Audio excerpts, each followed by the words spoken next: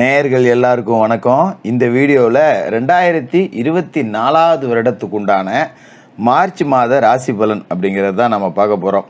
அதாவது ஒவ்வொரு மாதமுமே தொடங்கும் போது பார்த்திங்கன்னா கடந்த மாதத்தில் எதுவுமே நடக்கலையே, இல்லை கடந்த மாதத்தில் எது நடந்தது, இந்த மாதத்தில் வேறு ஏதாவது நமக்கு நடக்குமா, இந்த திட்டங்கள்லாம் நாம் வச்சுருக்கோமே அதை நல்லபடியாக முடியுமா, என்ன செய்யலாம் அப்படின்னு பலவிதமான எதிர்பார்ப்பு அப்படிங்கிறது இருக்கும். சிலருக்கு திருமணம் வரன் பார்க்கறது, சிலருக்கு தொழில் அமையிறது, சிலருக்கு வேலை கிடைக்கிறது, சிலருக்கு வெளிநாடு போகிறது, இப்படி ஒவ்வொருத்தருக்கும் அவங்க சார்ந்த நல்ல விஷயங்கள் அப்படிங்கிறத எதிர்பார்த்துக்கிட்டே தான் இருப்பீங்க.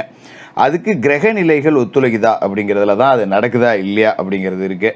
அந்த வகையில் இந்த மார்ச் மாதத்துக்கு உண்டான கிரக நிலைகள் அப்படின்னு பார்த்தோம்னா, சூரியன் கும்பராசியில் மாத தொடக்கத்தில் சனியோடு இருக்கார். 14ஆம் தேதி மீனராசிக்கு போய் ராகுவோட சூரியன் இணைகிறாரு. செவ்வாய் மகர ராசியில் உச்சமடைஞ்சிருக்காரு. 15ஆம் தேதி கும்பராசிக்கு போய் சனியோட இணைகிறாரு, பகை கிரக சேர்க்கை. புதன் கும்பராசியில் இருக்காரு. 7ஆம் தேதி அன்னைக்கு மீனராசிக்கு போகிறாரு. 26ஆம் தேதி மேசராசிக்கு போகிறாரு. ரெண்டு மாற்றம். சுக்கிரன் மகர ராசியில் இருக்காரு. 7ஆம் தேதி கும்பராசிக்கு போகிறாரு. குரு மேசத்தில் இருக்காரு. சனி கும்பத்தில் இருக்காரு. ராகு மீனத்தில் இருக்காரு. கேது கன்னியில் இருக்காரு. இதான் இந்த மாதத்துக்கு உண்டான கிரக அமைப்பு. இதில் சனியும் செவ்வாயும் சேர்றதுங்கிறது பகை கிரக சேர்க்கை. இதனால் ரொம்ப நம்ம நுணுக்கமாக இந்த மாதத்துக்கு உண்டான பலன்களை துல்லியமாக கணிச்சு உங்களுக்கு தரோம், பாருங்கள். கும்பராசி நேயர்களே, உங்களுக்கு இந்த மார்ச் மாதம் எப்படி இருக்குது அப்படின்னு பார்த்தீங்கன்னா, மாத தொடக்கத்தில் உங்கள் ராசி அதிபதி சனி பகவான் உங்களோட ராசியிலே இருக்கார். சப்தமாதிபதி சூரியனோடு சேர்ந்துருக்காரு. நீங்கள் இந்த காலகட்டத்தில் ஜென்மசனியோட ஆதிக்கத்தில் இருக்கீங்க. குரு பார்வை 7, 9, 11 இந்த 3 இடத்துல உழுவுது. அதோட சப்தமாதிபதி சூரியனோட மாதம் முழுக்க சனி பாதி நாள் சேர்ந்துருக்காரு, 14 தேதி வரைக்கும். அப்போ சுப செலவுகள் அப்படிங்கிறது அதிகமாக தான் இருக்கும். நிறைய பத்திரிக்கை வரும், ஒன்று மேலே ஒன்றா. வீட்டுக்கு கதவை திறந்து பார்த்தோம்னா கதவு வாசல்லையே 10 பத்திரிக்கை சொருகி கிடக்கும். எல்லாமே பார்த்திங்கன்னா முக்கியமான நிகழ்ச்சியாக இருக்கும். எதுக்கும் நான் போக மாட்டேன், போக முடியாது அப்படின்னு புறக்கணிக்க முடியாத நிகழ்ச்சியாக இருக்கும். முக்கிய சொந்தங்களில் சுப நிகழ்ச்சிகள் நடக்கும். இதனால சுப செலவுகள் அப்படிங்கிறது அதிகமாக தான் இருக்கும். ஏன்டா காசு இல்லாத நேரத்தில் இத்தனை கல்யாணம் நடக்குது, மொய் வச்சே பாதி காசு தீர்ந்துருச்சு போல இருக்கு. இதில் எல்லாம் பார்த்தீங்கன்னா பவுனு செய்ய வேண்டிய மொய்யெல்லாம் நிறையா வரும். அப்போ இது எங்கேயாவது கடன் வாங்கியாவது செலவு பண்ணி தானே அவனுக்கு செய்ய வேண்டிய இடத்துக்கு அப்படின்னு சொல்லிட்டு கொஞ்சம் காசு போனால் கடன் வாங்க வேண்டிய சூழல் அப்படிங்கிறது இருக்கும். அதே நேரத்தில் பெரிய மனிதர்களோட சந்திப்பு அப்படிங்கிறது நடக்கும். பெரிய பெரிய ஆளுங்கள்லாம் நட்பு கிடைக்கும். ஒரு அதிகாரி, ஒரு அரசியல்வாதி, இந்த மாதிரியான நட்பெல்லாம் கிடைக்கும். இருந்தாலும் ஜென்மசனி நடக்கிறதால கொஞ்சம் அவங்கக்கிட்ட நம்ம விலகி இருக்கிறதே நல்லது. நம்மளோட எல்லாத்தையும் போய் அவங்கள்ட்ட சொல்ல போயிட்டு வந்துக்கிட்டு நம்ம தொழில் ரகசியம், வருமானம், போக்குவரத்து இதெல்லாம் சொல்லாமல் கொஞ்சம் ஒதுங்கிக்கிறது நல்லது.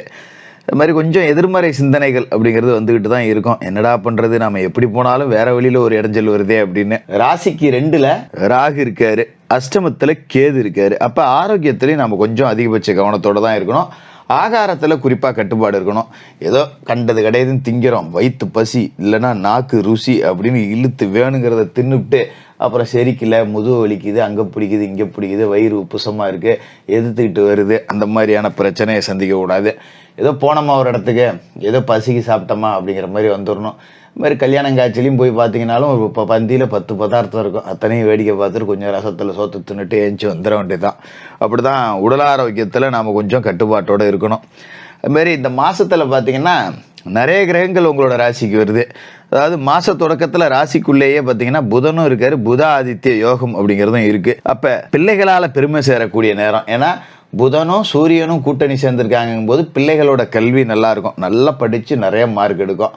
மந்தமாக இருந்த பிள்ளைங்க கூட நல்லா படிக்குதுன்னு பள்ளிக்கூடத்து பக்கம் போனோம்னா பெற்றோர்களுக்கு ஆசிரியர் கூப்பிட்டு பாராட்டுவாங்க. அது நமக்கு ஒரு சந்தோஷத்தை கொடுக்கும்.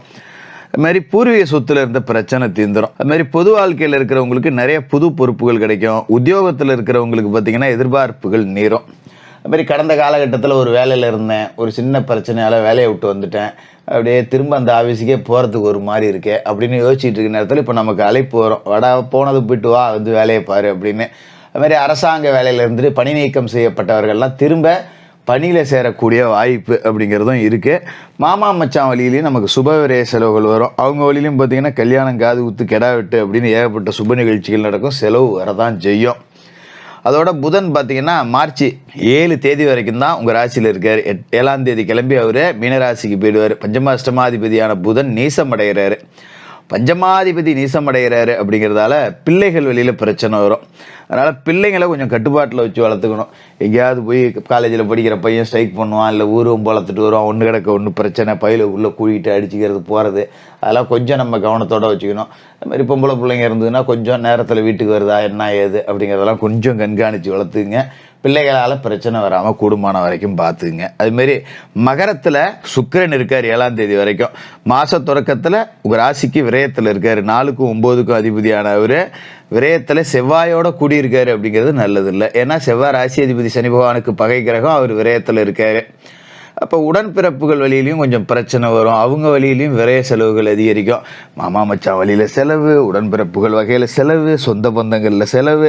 ஆக இந்த மாதத்தை பொறுத்த வரைக்கும் நம்மளை சுற்றி செலவு அப்படிங்கிறது இருந்துக்கிட்டே தான் இருக்கும்.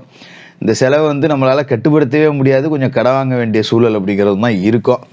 அதுமாரி 8ஆம் தேதி மார்ச் 8, 7 ராத்திரி 8ஆம் தேதினு வச்சுக்கிங்க, கும்பராசிக்கு சுக்கிரன் வந்துடுறாரு. 4க்கும் 9க்கும் அதிபதியான சுக்கிரன் உங்கள் ராசிக்கே வர்ற நேரத்தில் கொஞ்சம் சந்தோஷம் இருக்க தான் செய்யும். என்ன தான் செலவு வந்தாலும் போய் எல்லாத்தையும் சமாளித்து பரவாயில்ல, இவ்வளோ கஷ்டத்துலேயும் அவன் தான் உரிய முறையை கரெக்டாக செஞ்சான் அப்படின்னு 4 சொந்தக்காரங்க பேசக்கூடிய அளவுக்கு உங்களோட செல்வாக்கு அப்படிங்கிறது அதிகமாகும். பொது வாழ்க்கையில் இருக்கிறவங்களுக்கும் எடுத்த முயற்சியில் வெற்றி கிடைக்கும். வியாபாரம் செய்கிறவங்களுக்கு வருமானம் கிடைக்கும். உத்தியோகத்தில் இருக்கிறவங்களுக்கு மேலதிகாரிகளோட ஆதரவு கிடைக்கும். இது எல்லாமே இருக்கும். ஆனால் காசு மட்டும்தான் இருக்காது. வெள்ளையும் சொல்லையுமா வெளியில் போகலாம், 4 பேர் நம்ம காதுபட நம்மளை பாராட்டுவாங்க, அவன் தாயா முக்கியமானவன், அவன் சொன்ன காப்பாற்றுவான் அப்படின்னு எல்லாம் பெருமைலாம் இருக்கும். ஆனால் செலவு பண்ணுறதுக்கு இந்த மாதத்தில் 10,000 கடன் வாங்கி வச்சுருப்போம். அது நமக்கு தான் தெரியும். எல்லாம் ஊர் மெப்புக்கு தான் ஓட்டிகிட்டு இருக்கோம் வாழ்க்கையை அப்படிங்கிற மாதிரி ஓடும். அதில் முக்கியமான ஒரு விஷயம் என்ன அப்படின்னு பார்த்தீங்கன்னா, இந்த மாதம் 5ஆம் தேதி உங்களோட ராசிக்கே செவ்வாய் வராரு. சூரியனும் சனியும் உங்கள் ராசியில் கூடியிருக்காங்க 14 தேதி வரைக்கும். இந்த பகை கிரகம் விலகுது அப்படிங்கும்போது இன்னொரு பகை கிரகம் கூடுது. இப்போ ராசியிலேயே செவ்வாய் சனி சேர்க்கை அப்படிங்கிறது இருக்கும்போது கொஞ்சம் கோபம் அதிகமாக வரும். நமக்கு வாயை திறந்தா வல்லுன்னு கடிப்போம்.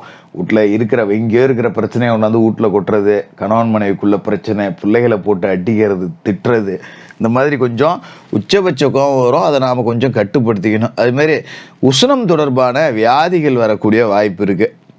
இப்போ வெயிலும் வரக்கூட போகுது இல்லையா, கிரகமும் சேர்க்கையும் பார்த்திங்கன்னா சரியில்லாமல் அப்படி தான் இருக்குது. அப்போ நாம் என்ன பண்ணணும்னா, கூடுமான வரைக்கும் வெளியில் அலையிறத குறைச்சிக்கணும். ஏதோ நமக்கு அவசியமான வேலை இருந்தால் வெளியில் போகிற வேலை செய்யணும், இல்லைன்னா ஆஃபீஸ் உண்டா உடு உண்டா அப்படின்னு இருக்கணும். இந்த நேரத்தில் பயணம் போகிறது, கூட்டாளிகளோட சேர்ந்துட்டு குத்துறது, வெயிலில் அலையிறது, இதை வச்சுக்கக்கூடாது. இதுமாரி கொஞ்சம் சாத்வீக உணவு முறைக்கு மாறிக்கணும். இந்த மாமிச உணவுகள்லாம் நம்ம கொஞ்சம் தவிர்த்துடணும். ஏன்னா ஜென்ம சனி அப்படிங்கும்போது உடல் ஆரோக்கியத்தை பாதிக்கும். போதாத குத்தத்துக்கு அஷ்டமத்தில் கேதுவும் 2ல் ராகுவும் இருந்துக்கிட்டு நம்மளை பாடாப்படுத்துவாங்க. அதனால் ஆகார கட்டுப்பாடு அப்படிங்கிறது அவசியம். எங்கேயாவது ஒரு குடும்பத்தோடு வெளியே போனால் கூட கூச்சப்படாமல் ஒரு டிஃபன் பாக்ஸில் சோத்தை கட்டி எடுத்துகிட்டு போயிடுறது நல்லது. நான் போய் ஹோட்டலில் சாப்பிட்றேன்னு எங்கேயாவது போய் எதையாவது தின்னுட்டு அது சிரிக்காமல் அதுக்கு வைத்தியம் பார்த்துக்கிட்டு 2 நாளைக்கு லீவு போட்டு உக்காந்துக்கிட்டு கெட்ட பேர் வாங்குற மாதிரி ஆகிடும். அதனால் ஆகாரத்தில் கட்டுப்பாடு அப்படிங்கிறது ரொம்ப ரொம்ப ரொம்ப ரொம்ப ரொம்ப இந்த மாதத்தில் அவசியம். மறுபடியும் அதான் சொல்கிறேன். ஏன்னா ஜென்ம சனின்னா வயிற்றில் தான் சனி இருப்பார். பெரும்பாலும் பார்த்திங்கன்னா குடல் சம்மந்தப்பட்ட பிரச்சனைகள் கொடுப்பாரு, செரிக்காது, ஒவ்வாமை வரும், உணவு அஜீரண கோளாறு வரும். அப்போ கொஞ்சம் காய்கறி பழம் கீரைன்னு உடம்புல அதிகமாக உணவுகளில் சேர்த்துக்கணும். மாமிசம் காரம் மசாலா எண்ணெய் கொழுப்பு இதெல்லாம் கொஞ்சம் குறைச்சிக்கிட்டு கொஞ்சம் மிதமான உணவுகள் எடுத்துங்க. நீர் சத்து மிகுந்த உணவுகள் அதிகம் எடுத்துங்க. கூடுமான வரைக்கும் இந்த மாதம் முழுக்க மாமிச உணவுகளை தவிருங்க. சனிக்கிழமையில சனி பகவானுக்கு எல் தீபம் ஏற்றணும். வியாழக்கிழமையில குரு பகவானுக்கு நெய் தீபம் ஏற்றணும். பௌர்ணமி நாட்களில் நடக்கக்கூடிய சத்யநாராயண பூஜையில கலந்துக்கிட்டு சிவபெருமானுக்கு வில்வ இலைகளால் அர்ச்சனை பண்ணுங்க. ஒரு அன்றைய பௌர்ணமி தினத்துல இரவு உணவு ஒரு 9 ஏழைகளுக்கு இரவு உணவு வாங்கி கொடுங்க. மிக அற்புதமான பலன் கொடுக்கும். எப்பேற்பட்ட பிரச்சனையா இருந்தாலும் அதுலேருந்து மீண்டு வந்துடலாம். கும்பராசிக்காரர்களுக்கு வாழ்த்துக்கள்.